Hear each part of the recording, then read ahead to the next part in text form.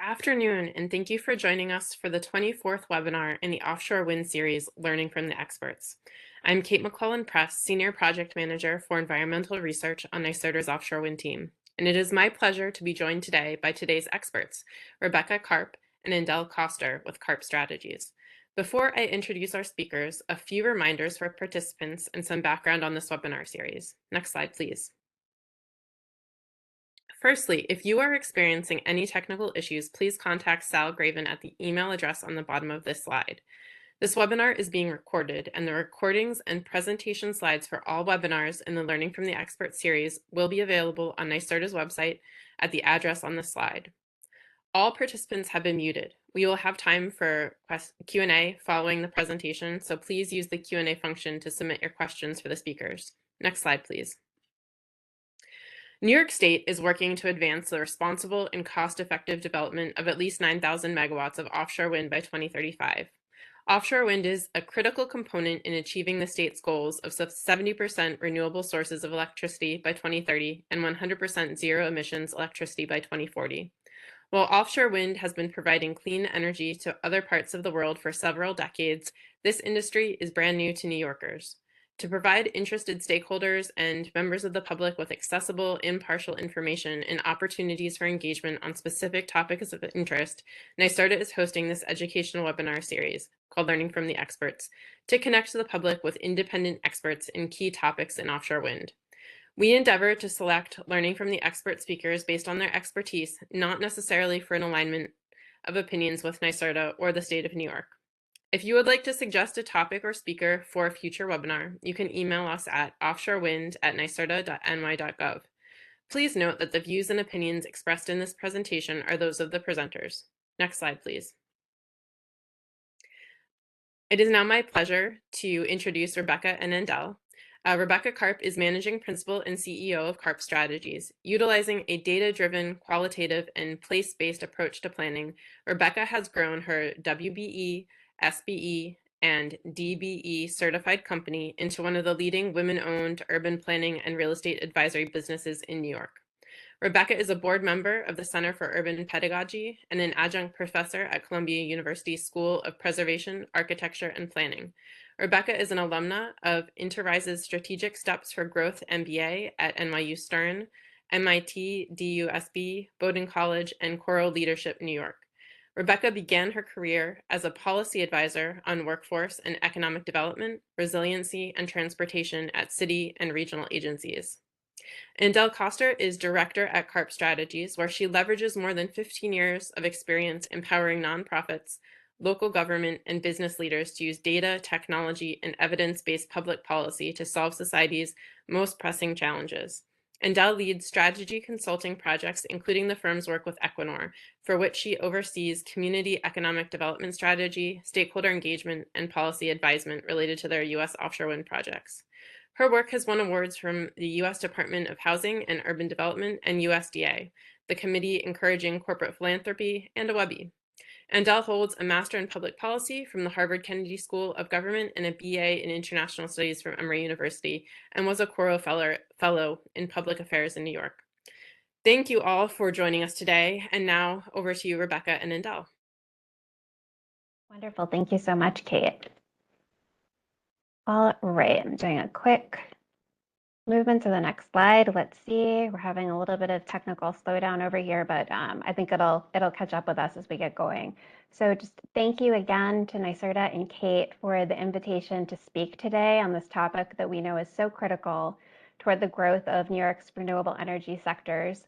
The Karp Strategies team has attended many of these Learning from the Experts series and find them to be just incredible opportunities for learning, and we're just flattered and excited to be here today with you all. So as Kate said, my name is Rebecca Karp. I'm the CEO and Managing Principal of Karp Strategies. As Kate noted, we're a WBE, DBE, SBE certified community economic development consulting firm. We just celebrated our 7th anniversary, and our team shows up every day dedicated to building thriving and stronger communities, economies, and places in which people can feel proud to live and work. The perspective that I bring to this work at Karp Strategies and to this presentation today is one of a former public servant across multiple agencies, and as a small business owner who's also MWB, like going through the processes that we often talk about as part of engagement and community development. Andel, can I hand it to you? Sure. Hi, everyone. Andel Koester, happy to be here today. Just an additional note about my experience prior to Karp Strategies. I've also worked with large corporations to develop their corporate social responsibility strategies across sectors and with city governments around the world on their data and technology strategies, and excited to be here. Thanks, Andel. And I have to say at the very top, everything we do at Karp Strategies is a team effort. And just a big thanks to Dave Henry and Sarah Doherty of the Karp Strategies team, who worked really closely with Andel and myself on this presentation. And without them, it would not have happened today. So just shout out to the team. Thank you so much for your commitment to this work. Let's see. Sorry, I'm trying to go to the next slide. Here we go. So as we think about today and our agenda for today and our topic and why we're even talking about this, Karp Strategies is just so privileged to be NYSERDA's partner through this event and helping raise awareness about the opportunities in offshore wind and what that will mean to communities across the state. Today, we're going to be taking a robust, inclusive stakeholder engagement look through and approach and really talking about why it's essential for the success of offshore wind projects in the US. To do this, we're going to walk through 3 questions and kind of conversation around that. So first, what is stakeholder engagement anyway? There's a lot of conversation about what it is and isn't, so we'll share our perspective. Second, why is it important? And third, how do we maximize outcomes and de-risk projects for all stakeholders involved? We'll be touching on what effective stakeholder engagement can look like at different points throughout the offshore wind development process, examples of how it could be done well, as well as some examples of where we could go wrong. We believe that as a new industry, offshore wind has a critical and exciting opportunity to scale differently than other industries, really thinking about community at the center. And we believe that this will drive positive outcomes over the long term for all folks involved. So let's dig in. I think we shared a little bit about this at the beginning, but again, I think just understanding our perspective and our firm's perspective is important to this work because different organizations think about engagement differently. So Andel and I are here today in part because Karp Strategies' portfolio includes projects across the public and private sectors involved in renewable energy and offshore wind, as well as transportation, ports, and other mega infrastructure projects, both in New York where we're based and across the country. For these projects, we focus on community economic development, stakeholder outreach and engagement, real estate advisory, among other services. And our team understands that while we do this work, we need to keep the hyper local in mind and really have that nuance, but also taking a step back and looking at the big picture. And we often do this by thinking about what the data shows, what we hear from people, and what do solutions or ideas or projects look like in physical place where people are living and working. And I think it's also really important at the start of this type of conversation to note and really honor the leaders and organizations who have worked in an industry or project before our team or anyone else shows up to do work. We maintain deep respect for the environmental justice advocates who have really paved the way toward thinking about what does different engagement look like, how can the offshore wind industry enter New York, and the leaders across sectors who wrote and delivered the Climate Leadership and Community Protection Act legislation, and countless others who are part of a just transition. So it's from this perspective that we're coming to you today. This year, Karp Strategies kicked off 12 new projects, many of them within offshore wind, and we're going to be referencing a lot of this work as we go. Some examples of what we've been working on have been to structure robust community benefits agreements for our clients, to design industry-backed workforce development training, bridge programs, and youth action programs, to perform feasibility studies for site and land redevelopment, to develop thoughtful, actionable economic development strategies, to assess the supply chain, to help MWDBEs like us succeed in a competitive new market, and to develop engagement strategies that help offshore wind power and resource spread deep into communities. And all of that is why we're here today. Thanks, Andel. So let's start with this key question that we promised we kick off with. Like, what do we mean by engagement? I'd love to hear ideas from folks who are on the line. We know we have many people involved in offshore wind and many people involved in engagement. The chat is open, so would love to see your ideas come in there. This is a great way we can be in community with each other, even though it's a presentation. Any questions that you have, please put those through the Q&A, but general conversation, would love to see us sharing out in the chat, and Andel and I will check that throughout as we can. So when we think about engagement, what it is, why we do it, at Karp Strategies, we engage community for a number of reasons, right? We think about first sharing critical information about projects or opportunities or impacts. We think about listening and learning what matters to different organizations, groups, and people. We engage communities to design and deliver economic development benefits, resources, and the influence that those projects can bring. And when we can, we look towards sharing power, meaning that communities are able to make meaningful choices about what happens around them and to them and with them. Depending on the reasons that we're after, we can deploy a wide range of engagement tactics at different times. But I encourage us to always remember that we can only move at the speed of trust when we're thinking about engagement. I'm going to say that again because I think it's really important. We can only move the speed of trust because we're working with people and with communities, not for or at or to them. And this takes time and energy to build the trust that we need to achieve shared goals together. So we're going to talk through a few ways in which this can happen. Some of you might recognize this diagram, which illustrates that engagement isn't just one activity with one purpose. Engagement happens along a spectrum, with the bottom rung here representing the least intensive, lowest impact type of engagement, and the top representing the highest impact type of engagement. This is pretty standard that we've seen this around anybody who does facilitation or negotiation or things like this. This is a pretty common diagram that people look at. At Karp Strategies, we think about it a little bit differently. We also think about it as a spectrum, but we think that there's a time and place for using different methods of engagement to maximize outcomes for communities and for our clients or partners. So you'll see here, like all the way to the left is kind of inform. That's one-way information going out toward collaborate and building consensus. That's more two-way work, information coming in and then pushing back out. And then all the way to the right, we have sharing power and resources, which is about collaborating, but then really sharing decision-making, control, money, and influence. So when we think about this, when we say communities, I also want to make sure we're not talking about community like in a monolith, right? We know there's many different types of people, groups, organizations, offices that have hierarchies within them, and that these delineations also intersect with each other in many ways. The interests can overlap and diverge. They can stay constant throughout the life cycle of a project. They could change over time, and that might require you to shift tactics. So when we think about any given project, we find that some organizations want to be closely involved from day one. They want updates all the time and to be deeply engaged. Others don't. They just want to have information pushed out to them so they know they're in the loop on things. So key questions then that I ask are, how do we balance this and how is it relevant for offshore wind projects? We're going to just touch briefly on a couple of examples that we think could be relevant. So first up, as we think about inform, and again, this is you have information that you're looking to depart to others. I would argue it's different than outreach. So this is you're getting information out to others in a really one-way kind of modality. Our team recently flyered all around Red Hook, Brooklyn, which is in Southwest Brooklyn, for those of you not familiar with New York City. And this was to spread the word about major resilience infrastructure upgrades that are happening in the neighborhood. Our team knows that within the 12 years since Hurricane Sandy, the Red Hook community, which broadly including residents of public housing, newer residents who have moved into some of the condo redevelopments, business owners, small business owners, and then the big companies that are down there, all these folks have been asked to participate in literally hundreds of engagement sessions and meetings, and you name it, over the past few years. Many of them are understandably burnt out by this. And so as we try to think about then, how do you engage people and share information?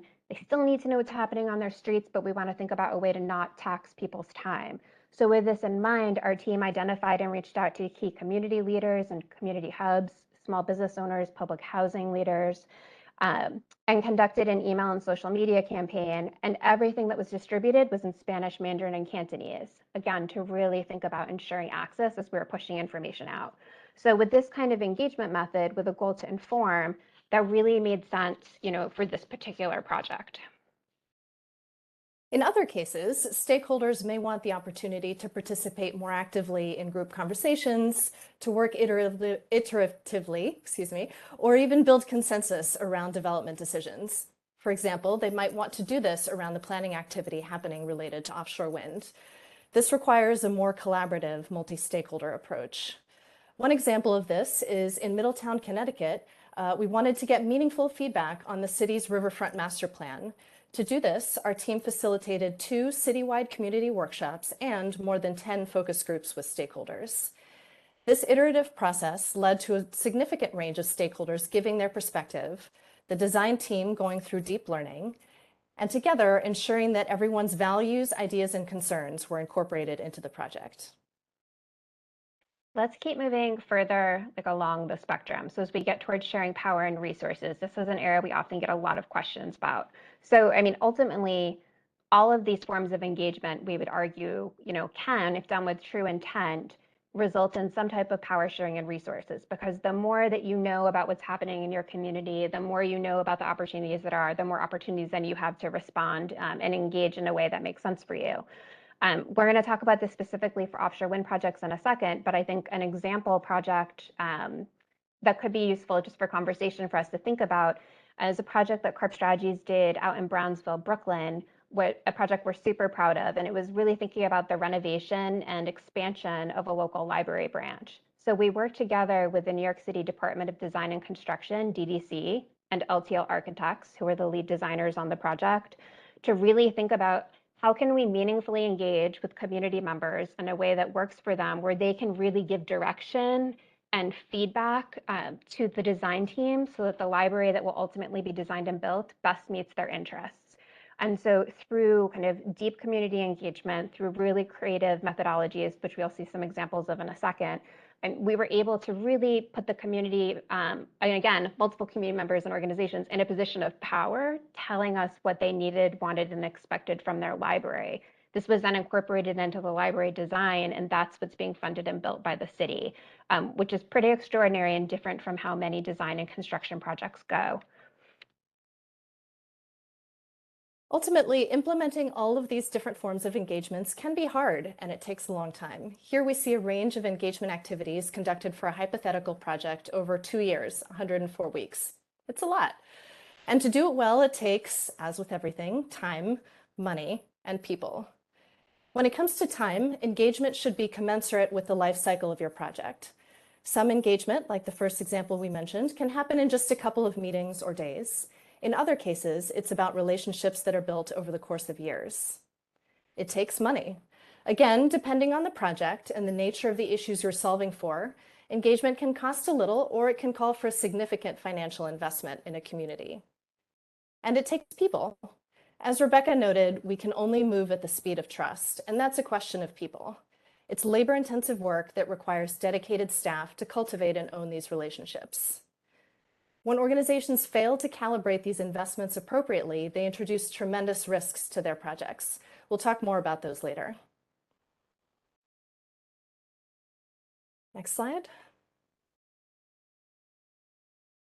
It's coming, Andel, I promise. It just isn't coming. No It's not coming at the speed we want it to. So no problem.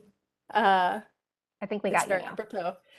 So what do all of these factors, so the spectrum of engagement, the investment of time, money, and resources, mean for engagement around offshore wind development specifically? Offshore wind project timelines, as we know, are incredibly long. They're complex to stand up, and they're followed by an operations life cycle that is also decades long. Each stage in the process, from development to permitting to construction and operations, affects different communities in different but meaningful ways. As a result, stakeholder engagement for offshore wind will be long and complex. Exactly why that is the case, what the risks are, and where there are opportunities that can benefit everyone involved is where we'll go next. So why is engagement important? And why is it important in particular to the offshore wind industry? We'd love to hear from you. If you can drop your thoughts in the chat about some reasons why you think engagement is critical in offshore wind. From our perspective, there are a few different reasons. Philosophically, we believe that people, communities, and organizations who are affected by policy, planning, and development activity have a right to be included in decisions that impact their lives. Practically speaking, in large-scale development in the US, projects are legally required to provide opportunities for engagement and public participation. It is an expected part of doing business for permitting, environmental reviews, and land use planning. And we'll note that this is a big difference between offshore wind development in the US and in other parts of the world. For offshore wind, there are a whole slew of regulatory processes and acronyms that apply. There's NEPA, SECRA, SEEKR, Article 7, ULURP, you name it, and many more. Historically, there's a reason these regulatory processes demand a lot. It's because in the US, we have a history of noxious and unjust infrastructure planning. From Robert Moses's highway projects, which bifurcated entire, mostly low-income communities of color across New York City, to the more recent Flint, Michigan water crisis, to rising concerns about climate gentrification, we have had, and we continue to have, a legacy of racist infrastructure planning that actively harms communities. Increasingly, communities are flexing their power to litigate, delay, and even shut down projects. They're savvy about what can go wrong for them, and they're committed to securing better outcomes. These scenarios are what we're trying to avoid. We are instead looking to build a more regenerative, healthy economy and society together.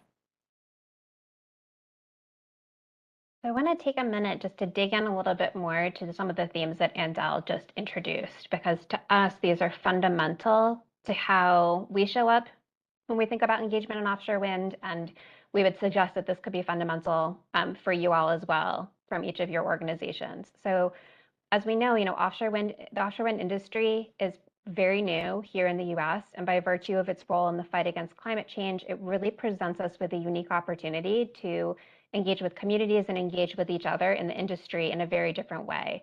And we think this has to do with the just transition and the movement in the environmental justice community, and now shared more broadly with other sectors, toward a just transition. Many people on the call know about this concept well, but I want to spend a few minutes on it because I think it really underpins the why, who, how, where, when, of the transformative opportunity that we're talking about and the type of work that will be needed from all of us to achieve a just transition. So when I say just transition, I mean working together to ensure an equitable, inclusive economic process along our shift from dirty energy uses to a clean energy economy. This means, preparing and working with local communities for the jobs and massive economic development benefits that the shifts to clean energy will bring, and ensuring that those jobs and benefits flow to local residents and communities who have been, traditionally on the receiving end of a lot of noxious uses. So we're really looking to make that shift and to center development on the needs of communities and regional economies. And so let me see, here we go. It will keep turning for me. So when we say just transition in the context of local communities, we're also referring to the history of environmental racism that Andel was just speaking about, for previous infrastructure projects. So we know decisions about over many years concentrated dirty energy uses and low income, primarily brown and Black communities. And so today, many of these communities have been formally identified as environmental justice communities or disadvantaged communities, DACs. You might see this in some of the literature. Because of these decisions, the same communities that we're talking about have often experienced higher rates of childhood asthma and other chronic illnesses due to pollution and poor air quality. A commonly referred study that we talk about in offshore wind is a case study. When we look at a study from the Peak Coalition, it showed that 78% of people that live within 1 mile of a highly polluting fossil fuel powered plant called peaker plant are either low income or people of color. So this is significant when we're talking about the kind of change and opportunity that we could have. And this presents, we think, a significant opportunity for the offshore wind industry and all of us working together in community to achieve a just transition. Because I think it's because of these decisions that environmental justice advocates have called for, that we have a transformation in our energy industry right now. And that is really underpinning, I think, the boom that we're seeing, the interest we're seeing in offshore wind in the US. So how does engagement, support a just transition? Why is this important? How do we bring engagement in? So I would argue that engagement is the practice by which everyone involved in offshore wind, whether you are a developer, a supplier, you're in government, you are in academia, you're at a community organization, engagement is a practice where we can work together to strategically advance shared interests and avoid past mistakes.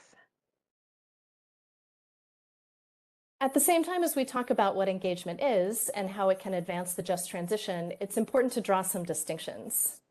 When we think back to the spectrum of engagement that we showed earlier, something like PR can serve to share information, what we saw all the way on the left of the spectrum. But true engagement must include a fuller range of activities across the spectrum, including active listening, collaboration, and shared action. As we discussed earlier, engagement can ultimately aim to share power and resources with stakeholders. Another distinction we want to make is that engagement is a business practice. It can include philanthropy, things like donations and community investments, but it should not be siloed from the business. And just like any business activity, it requires dedicated staff and an integrated strategy. This is because the business operations of offshore wind are the ones affecting communities, and that's why engagement should inform and can actually trigger major shifts in projects and investments, such as changing design plans, construction, and operations. One example that we've already seen happen is that we learned that Equinor, through collaboration with fisheries groups in New York and Massachusetts, actually changed the grid formation of the turbines for one of their projects to allow continued boat navigation in the lease area. They're also hiring local fishermen to staff survey vessels to conduct marine surveys. This kind of collaboration is why, as we noted earlier, engagement is hard work that takes time, money, and people. Now, engagement is about empowering communities, but it's also about de-risking projects. For communities, engagement can not only give them a chance to address their concerns about a project, it might even illuminate opportunities that people didn't think existed. For example, a project to make waterfront infrastructure more resilient might also create a new public park in an industrial area that was previously lacking in green open space. For developers, soliciting diverse input early and often de-risks their project because it avoids community pushback, litigation, and project failure. I'll share two specific real-life examples of how failing to engage communities creates real risk, a best and worst case scenario. In a previous job, I was tasked with leading a technology platform that was meant to make open community data easier to access and use. It was an elegant tool created by a talented team of developers. But in designing it, they had not engaged communities on how they use data and what might be useful to them. As a result, very few people used the platform, and ultimately we shut it down. This is a best case example. We spent many millions of dollars and years of staff time and had little community impact to show for it. Worst case examples result in community pushback, litigation, and even project failure. An example is New York City and State's secret decision to subsidize the development of Amazon's headquarters in Long Island City, Queens. There was a huge public outcry because New Yorkers thought the project would lead to further gentrification and were given no information about who would get the 25,000 new jobs that were promised. This lack of transparency and the lack of any engagement ultimately led to the project's collapse in 2019. The takeaway from this is that if communities can't see the benefits of these massive urban investments, companies will put their entire plans at risk. Another way to think about de-risking is in terms of opportunity. The triple bottom line, the idea that I'm sure you've all heard of, that is what's good for profit is also good for people and the planet. We're seeing this idea develop across industries from manufacturing to policymaking to insurance, and offshore wind has a real case to make here. Of course, when it comes to planets, offshore wind is about meeting climate goals by reducing emissions and therefore reducing the risk from catastrophic climate impacts. When it comes to profit, for companies, offshore wind is about becoming leaders in a rapidly expanding global market to develop precious offshore resources. And when it comes to people, offshore wind offers a path to thousands of new jobs, boosted economies, and cleaner air. And it can do this in the same communities that have been historically harmed by infrastructure planning. Thanks, Andel. So as we think about this, we think about the history of these kinds of projects. We think about what's at stake, as Andel just laid out. I want to take a few minutes to talk about, how do we maximize outcomes and opportunities for all, right? Is there a way in which people and profit can come together in offshore wind under a scenario as Andel laid out? We know that offshore wind, our industry needs workers urgently up and down the supply chain at all levels of skill and education, and with varying degrees of specificity to offshore wind. The Biden-Harris administration announced the potential for 80,000 new jobs to be created by offshore wind alone, and that many of these jobs, as we know, will not even require offshore wind-specific skills or technology. For example, second and third tier contractors like light bulb makers or catering companies, graphic design organizations. But studies also show that there's a significant gap in the supply between workers and within the supply chain, which so many of us, on this call right now, I'm sure are engaged in trying to solve that problem.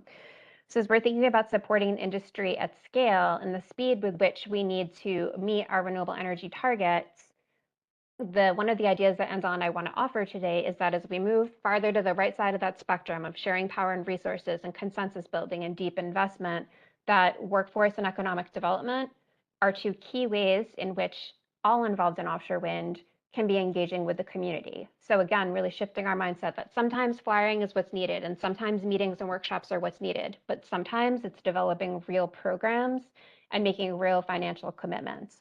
So, I mean, just again, taking a step back, recently BW Research, was on talking about workforce development. I believe they were the last expert panel that NYSERDA brought into this series. And looking at the gap analysis in workforce development that BW Research and NYSERDA recently conducted, offshore wind is expected to create 117 offshore wind related occupations in New York State across the 5 phases of development. There are big, big gaps in what we currently have and what we will need, specifically within specialized engineering and operation capacities and other things in the domestic supply chain around manufacturing capacity to support wind turbines and other component equipment. This is where we think collaboration and real stakeholder engagement in terms of power sharing and investing resources and applying a range of methods across sectors can come into play. So as we think about workforce development, again, I'm really leaning into here to thinking about what are ways that we can engage with many, many people to let them know about the opportunities coming, and that it's not just pushing information out, but that it requires a sustained commitment. As Andel was talking about before, over time, really thinking about what does it take to develop a program? How do you form partnerships? What does it look like to invest in workforce development as a method of engagement? So we know to fill these jobs, it's going to take training, either just industry awareness training or deep contextualized training specific to offshore wind and its technicalities. This means incentivizing institutions from the Carolinas to Maine, from East Coast to West Coast out in California, down in the Gulf, of really thinking about not just job training programs, thinking about job training programs and not just the graduate degrees, from Columbia University or UPenn or other schools that some might think to immediately, but really thinking toward community colleges and high school programs that can train people in the development and maintenance of offshore wind systems. As we think about those training programs, we also have to talk about the wraparound services that are necessary to support some people in their participation. So thinking about access to things like childcare, transportation, and other resources that will make training opportunities feasible. Supporting these kinds of wraparound services is another example of hands-on engagement and deep investment. I would argue, though, but just even having these training programs available isn't good enough. I think that people have to really be able to see themselves in these positions, which is going to require widespread engagement, education, and outreach across the entire industry to share accessible information about what offshore wind is and what it isn't, and making sure that that information is accessible and legible and translated from maybe engineering speak into layperson's language or translated literally across other languages will be important. And thinking about creative ways to reach different communities. So as an example, right now we're supporting NYSERDA to organize and coordinate New York State's multiple offshore wind workforce training efforts through information sharing and community outreach. So there will be a publicly available online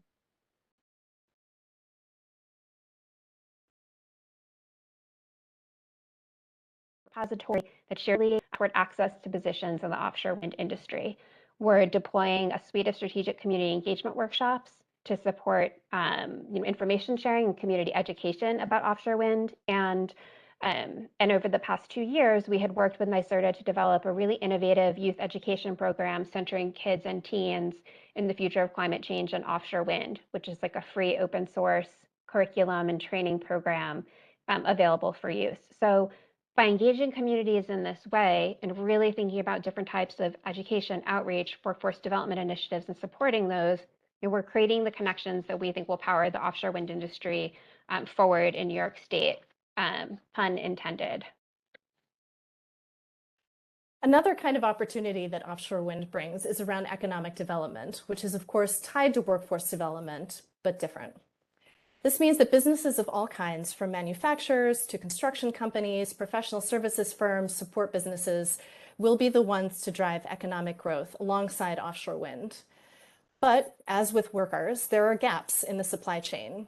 In fact, research shows that existing businesses and minority, women, disadvantaged, small-owned businesses face particular barriers to entry into the industry. Now, if a strong, diverse supply chain is key to the success of the offshore industry, it is also key to the success of the just transition. Here, too, engagement is the key to building it. Investing in capacity building, training, procurement access, community benefits, these are all forms of engaging communities. To succeed, we have to put communities at the center of designing and executing these activities. One example of how this is happening is as part of its agreement with New York State, Equinor has committed to deploy $47 million in community benefits funds. The first of these is a $5 million fund to grow the ecosystem of offshore wind in New York City. For the last 6 months, we've been working intensively with partners from the Sunset Park Towers, the New York City Economic Development Corporation, and community groups to identify how the fund can help to fill gaps in the labor market and the supply chain, and importantly, how it can do so in a way that addresses racial equity and promotes local investment, specifically in the neighborhood of Sunset Park, Brooklyn, where the South Brooklyn Marine Terminal is located and where Equinor will be conducting much of its operations. This sort of investment is a win-win. Workforce development gets tailored to industry needs, resulting in upskilling job opportunities and a more diverse supply chain across communities. So as we've discussed, it's one thing to create these opportunities, but it's another thing for people to connect to them. This is, again, where engagement comes in. Activities such as information sharing, events, workshops, youth action programs, partnerships with community organizations. These are all activities that will be critical in connecting the dots across these investments. And importantly, this is where local environmental justice organizations and community service providers, and we encourage you to think about that broadly, everything from daycares to faith-based organizations, chambers of commerce, prison reentry programs, and the like. These are all providers and organizations that will continue to make exceptional partners to developers and government agencies. These organizations can provide critical knowledge and expertise in designing programs, in executing them, and providing services that will help communities actively participate and benefit from the economic and workforce upside of offshore wind. Now, we're so excited that we've given you a few examples, but there's so much more activity happening in the offshore wind space. A number of these are activities that we're supporting directly, but we'd love to hear about some of what you're working on. Some examples of other work that we've been involved in, we've been supporting the state of Maine in their offshore wind supply chain and workforce analysis, including engaging key stakeholders and experts to inform recommendations to the Governor's Energy Office. We're also working with the New York City Economic Development Corporation to develop a mentoring and training program for MWDBEs. And again, there are many, many other ways the industry can connect the dots and leverage opportunities. So as we wrap up our presentation, we want to make sure we have some good time for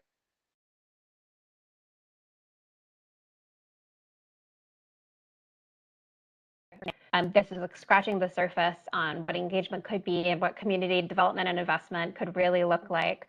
But we would suggest, 3 key takeaways, from our talk today. So one, engagement really as a tool to be maximizing outcomes and reducing risks for all involved. 2, thinking about what does it look like to really center brown and black communities, disadvantaged communities who in the past bore the brunt of noxious energy uses and are often disengaged from decision-making processes. And 3, really investing in sharing resources and power and thinking about on that scale of engagement, what does it look like to move farther to the right side of the spectrum? So as we think about what it looks like to really be scaling offshore wind in the US together, and certainly here in New York, we'll emphasize that, engagement, it's a means of sharing critical information, of collaborating, and of really sharing those resources and power and influence with communities. Intent and investment make a really big difference. Second, I think just, to achieve a just renewable energy future, we have to engage using different methods at different times in the development spectrum. It is not always going to be appropriate to have, a consensus-driven process if what the federal regulatory process requires is flaring, right? So we have to really think about what tactics do we use to meet the moment and the expectations of industry. And then I think for sure, thinking about, if we are excluding the communities who will bear the brunt of impact from offshore wind, we're stepping into huge project risks. We're thinking about costly project failures, damaged reputations, and missed opportunities for companies to engage. And we think if we think what we want to be doing is obviously moving toward this engagement so that we're building healthy, vibrant, and resilient communities together. So in closing, I will ask us all, to join Karp Strategies in a call to action.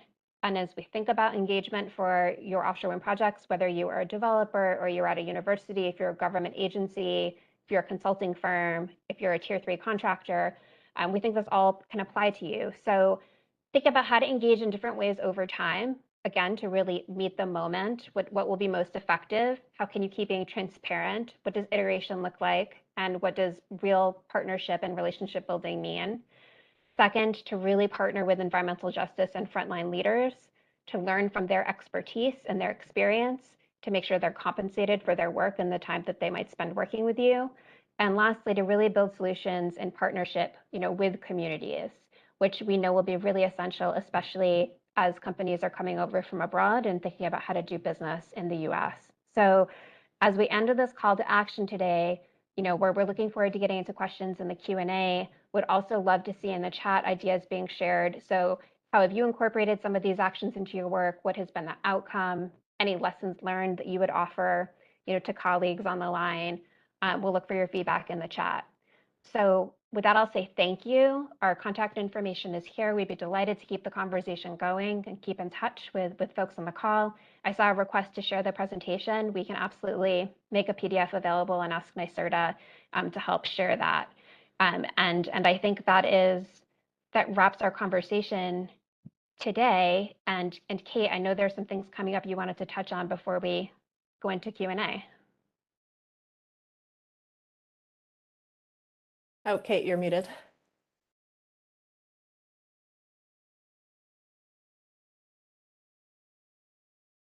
I'm not sure. Kate, I still am having trouble hearing you. Thank you. Yep, no problem. 2 years and still on mute. We will come back to this slide after the Q&A. So if you want to jump back one more to your contact information, and we can. Sure.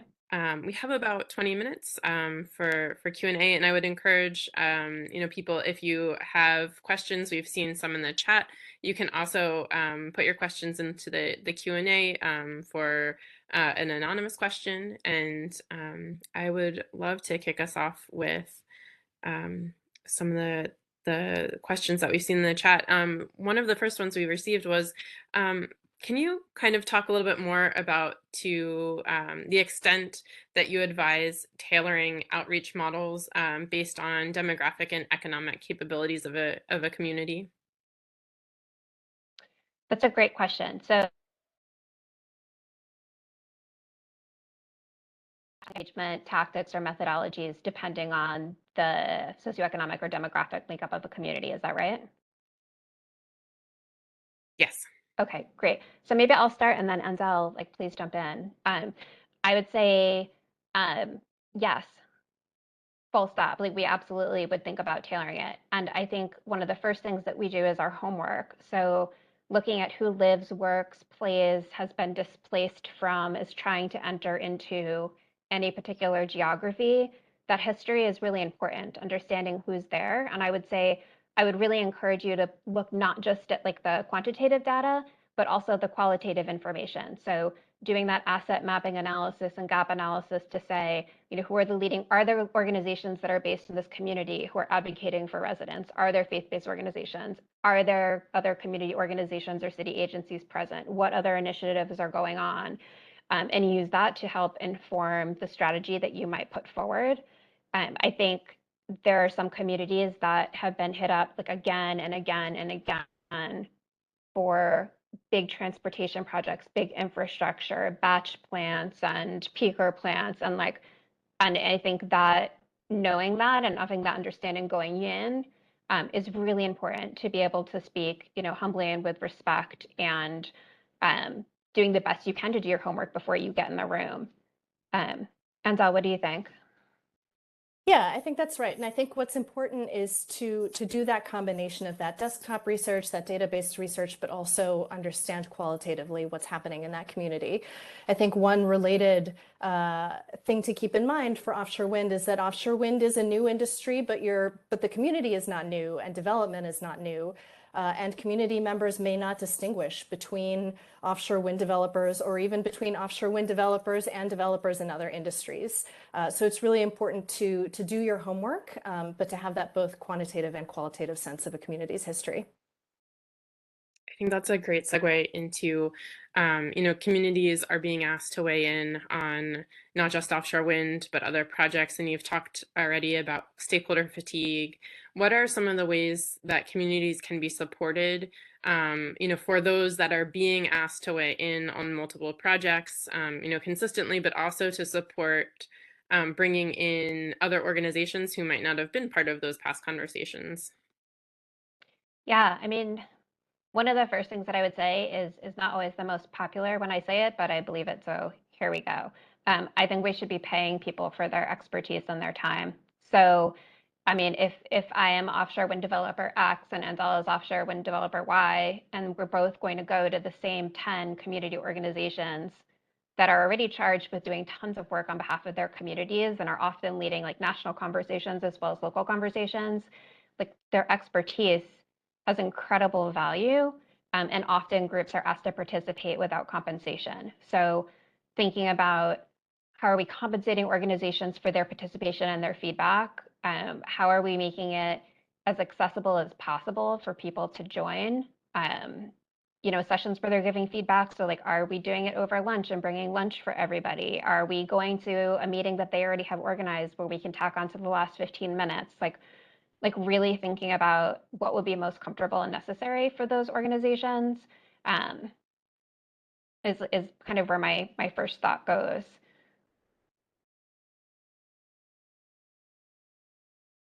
Thank you. And one other kind of follow-up question to this kind of engagement with different types of stakeholder groups. How do you engage with groups who are interested in a topic but are more on the negative side, coming to the table in a negative way, but want to be part of the process? Yeah, Andel, you wanna go first on this one? Yeah, I think that's a great question. There's sometimes a tendency to try to shy away from negative feedback or opposition, and I would argue that that is all part of the process. At minimum, if you are absent from the conversation, that vacuum breeds more discontent, and in some cases even misinformation, which I think is a real risk in the renewable energy industry that we're seeing crop up across the country. And I think it's just important to allow for that debate and to take that feedback. It can be constructive. Just because someone has concerns and feels a little bit negative doesn't mean they don't have good ideas. Those concerns may well be well-founded. And if you bring them in, again, Rebecca and I kept talking about engaging with intent and engaging with the intent of sharing resources and power. If you approach engagement with the idea of we're not just going to be a blank sounding board, but we're actually going to listen and be open to incorporating your feedback, even if it's critical, that can really change the tone of the conversation. Yeah, I completely agree, Andel. And something I think about a lot is the tougher conversations where maybe folks might really disagree or have a very huge worry, or insert whatever the challenging topic is here. I think that those are often the most important conversations to have early on and to keep having to develop partnerships. I think it's important for any organization who's doing engagement work thoughtfully to really understand some people are always going to oppose a project that you're working on. And that's just par for the course. And there are some people who oppose it, but perhaps are looking for more information, or through dialogue and collaboration, they can they can back away from a really tough critical position. And then, I don't know, I would even take it the other way. There's some people that like really love a project in the beginning and then they feel like they haven't gotten information and then they get very critical and upset, and you have to think about handling that too. I don't know. I'll just say, agree with Andel. I wouldn't shy away from it. I think it's a little bit of like a buck up, go in, be really transparent, commit to feedback, and know that if you're going to be operating assets for, decades to come, these folks are going to be your neighbors, and it behooves us all to like work in community and conversation together. Switching topics a little bit, I have to ask this as a scientist myself. As researchers are coming in and conducting work on offshore wind and potential impacts, some of which might be highly technical. Do you have any advice on how we can better reach communities and share research results in a way that kind of meets their needs? That's a great question. Andel, you wanna take it first? Sure. Yeah. I mean, I think engagement, we talked about making sure we're engaging with people in layperson language, but what that is varies depending on who you're speaking with. So there is a time and place for more technical exchanges. I think the more people learn about offshore wind, actually, I would expect that the average person will get a little bit more technical and start asking more technical questions. I think you'll even see the scale and the nature of those conversations change over time. But I think this is where we talk about part of engagement is playing the role of translators. So there's the part, and what that involves is there's a part where you go out and engage with the community, but there's actually a huge amount of prep and internal work that has to happen within, whether it's the research community or the consulting firm or the developer before that, to really internalize this process of what does the community care about, and how do we exchange this information and these ideas with them in a way that makes sense. And can I actually, Kate, I just saw a question come in that I think kind of can pick up on this too, which William, I see you wrote, kind of when running an open house or hearing, do you recommend just listening to public comments or like immediately engaging in debate? And I think toward the other questions we've been discussing, I think it depends. Like it depends on what kind of information is being presented. It depends on what the goal, the desired outcome is of that engagement.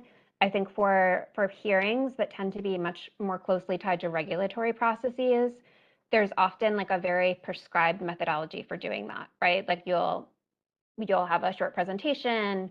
Each person might get 2 minutes to speak and submit testimony, or they can submit written comments. And often there isn't space, or it isn't appropriate in those meetings or hearings to like be engaging in debate or more open conversation.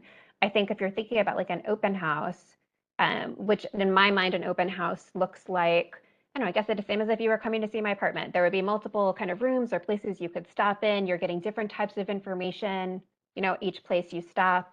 And ideally, you're going to have access to someone who can communicate very clearly about the project, can communicate clearly the technical or engineering or environmental concepts that are being presented, and can engage in conversation about them. So I would always say, whenever you're not having a hearing, as much as you can be listening and collecting information and then sharing resources back out can be really helpful. I think you'll know if you get in a situation where someone's like, I don't want to hear this, I just want to tell you, I just need to know you're listening and hearing me. Then I think it's important, listen, make sure you are visibly showing that you're capturing information, you're writing it down, you're recording it, etc., so people really know you're taking it seriously. But whenever possible, I think moving into conversation and discussion is a great thing. Thank you. And we have a couple of questions on kind of being part of workforce development or supply chain. And so I wanted to make sure that we have time for those. How can, one of the questions is, how can we ensure that there are opportunities surrounding offshore wind development that are being, communicated to WMDBE? And, specifically a comment on, are there ways that those are being communicated to, existing companies? Yeah, Andel, do you mind if I jump in on this one? Okay, I think about this literally all the time, and I'm like an evangelist for MWBE access and procurement. So I really appreciate this question or questions to whomever submitted them. You are my people. So I think there's a couple things that we can do. Like one, I think sometimes like the supplier day that developers or kind of tier 1, tier 2 contractors are having can be really effective, right? Because you're sharing immediate information about what's going to be coming down the pike in terms of procurement opportunities. And it gives like a slightly less formal opportunity for MWBE firms, either in construction, contracting, or professional services, like to ask questions and meet with someone directly so you have a point of contact. So I think that's really important. Two, I think initiatives like those that New York City is taking for the MWBE mentoring program. I know other states have initiatives like this as well to help get the word out. I think that's important. And then third, I think there's something I've been talking a lot about with the business network of offshore wind is they're also grappling with this question and thinking about how can you really make sure some projects and contracts are going to MWBE firms. Every state and every city that participates in an MWBE program has a database, of MWBEs. Like we all register and we have to recertify every year, every other year. And many of the organizations that manage those lists are ready, willing, and eager to be partners to share out contract opportunities or to help you navigate those lists. So, I mean, speaking very transparently, Karp Strategies got into the offshore wind industry because of that MWBE database. Just Daily, now at NYSERDA, formerly of Atlantic Shores, like looked us up by technical expertise in the New York City MWBE database and called us and told us about the work Atlantic Shores was doing and their commitment to MWBE procurement. And so that was an example of a developer really going the extra mile and like doing that data mining and making calls. But I think there's an opportunity to just work with the inputs that are already there in those databases and ask the agencies to partner with you.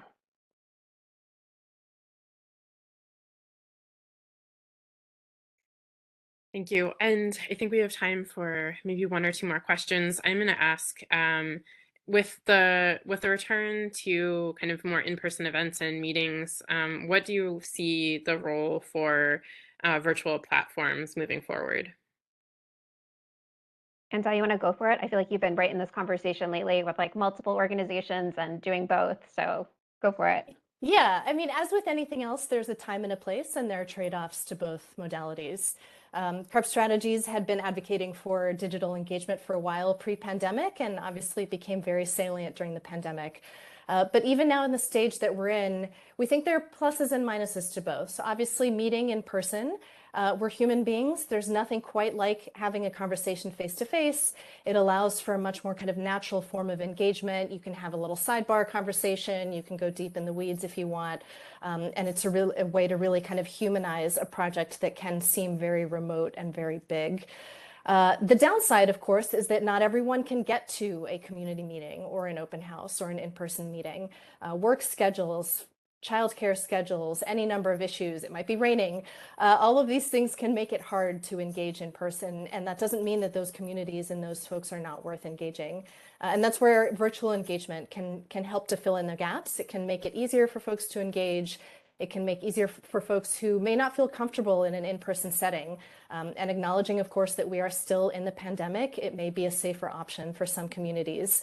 I think when you're doing virtual engagements, it's important to think creatively about the tactics that you can use to generate feedback and to really make sure that people are collaborating. It's not quite the same as using the same PowerPoint deck you used in person, but there are ways to do it well.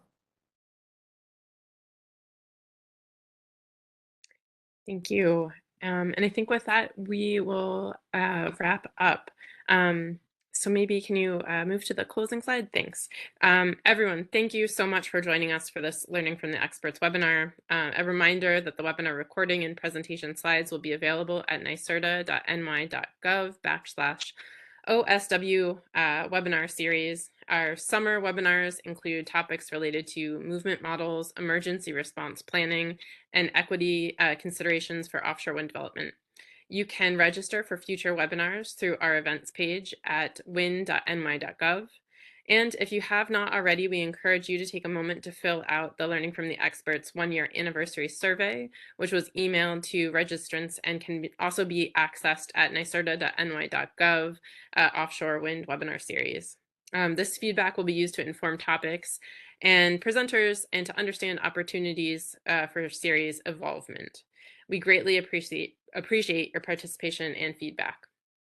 And if you have requests for future topics and you would like to hear about in this series, please email us at offshorewind@nyserda.ny.gov.